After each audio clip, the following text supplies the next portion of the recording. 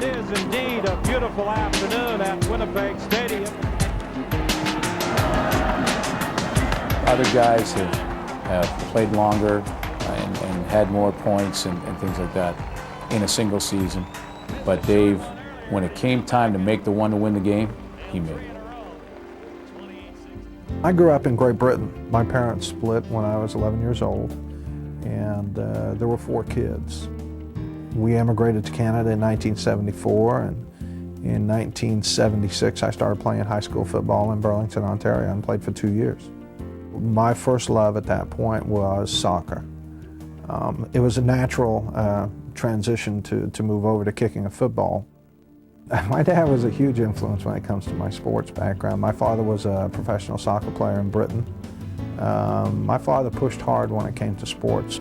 So when I received a full scholarship to play in the Mid-American Conference, he was happy that I received an education through football. He was not the stereotypical kicker. He was a different guy and you know, as close to a real football player as kickers can come. He never really reminded me of a kicker, and I've played with some real flake kickers, and he never sat in that category. I have to honestly say that.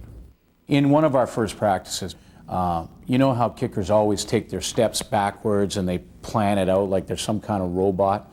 Well, Dave kind of started to do that in one of our first practices together, and I got up right away and I said to him, I said, Dave, listen, if you do that again, I'm out.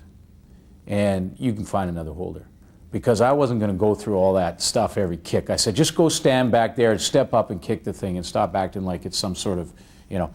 And from that part of the relationship, that was where we really started to understand each other. You know, he was really close to Glenn, and you know, Pup and him were tight, and I was just a little part of that group, and I always said it was about me, but it really wasn't. But yeah, I threw a lot of footballs for him. Toronto Sky Dome, the first time a Grey Cup had been played. Roof was closed. It was a magical memory. The Hamilton Tiger Cats had just drove basically the length of the field and scored on what, in my mind, is still one of the greatest catches in football, period. And I don't care what the league is, from Tony Champion, who caught a touchdown in a Grey Cup game to tie it up on just a spectacular catch. Ken Austin just rallied the offense together and says, look, give me some time, I'm going to throw it downfield. We're going to get it downfield, kick a field goal, and get the hell out of here. So we came down the field, it was tied 40-40, and I mean, I can tell you play-by-play, every play that Kent threw, that we tried, bang, all of a sudden we're in field goal range. And Gregory said to me, he goes, we have to do the shift down. The whole idea is to draw them offside so that if the kick is missed, you have a chance to go ahead and do it again after the penalty. Glenn came into the huddle and he said, he looked at me, he said, John wants to run a shift. And I just kind of shook my head. And he said, to hell with that. He said, we're just going to kick it and go home. So as we called a timeout, and it was a little chaotic, and we get everything organized, and then they call a timeout. And I wandered, I was standing in the huddle, and I looked and I saw Glenn and Dave talking. And then all of a sudden, just before we broke the huddle, he looked at me, he said, by the way, did you see that blonde about 3 rows behind the bench? And Dave looks over and he's like, wow! And he sort of laughs.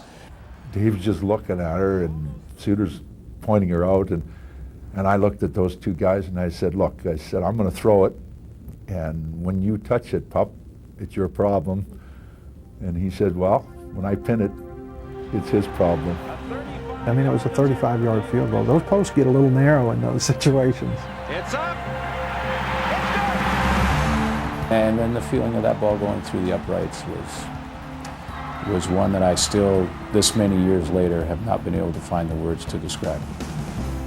And then before you know it, it was over. You know, we kicked the field goal, and I looked at Glenn and I said, oh my God, we did it. Come on, little fishies.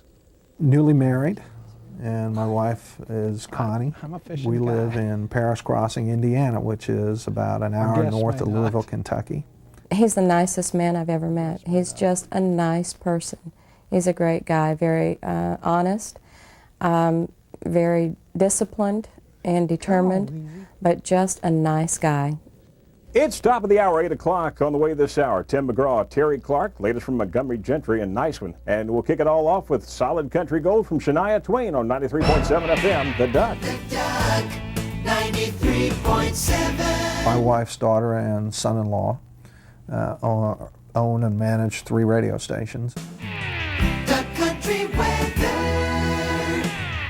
Well, folks, Right we're now, nice I day out am there working today. in sales. It's new for me, but it's. I think it's going to be a whole lot of fun. I like the area, so I don't know a lot about country music. One of the stations is country music. One is classic rock. I love it. It's great. It's up. At the end of the day, playing football is about winning. There was no better guy to have on the 40-yard line to kick a field goal when we needed one. And to me, that alone is why him going into the Hall of Fame is so deserving.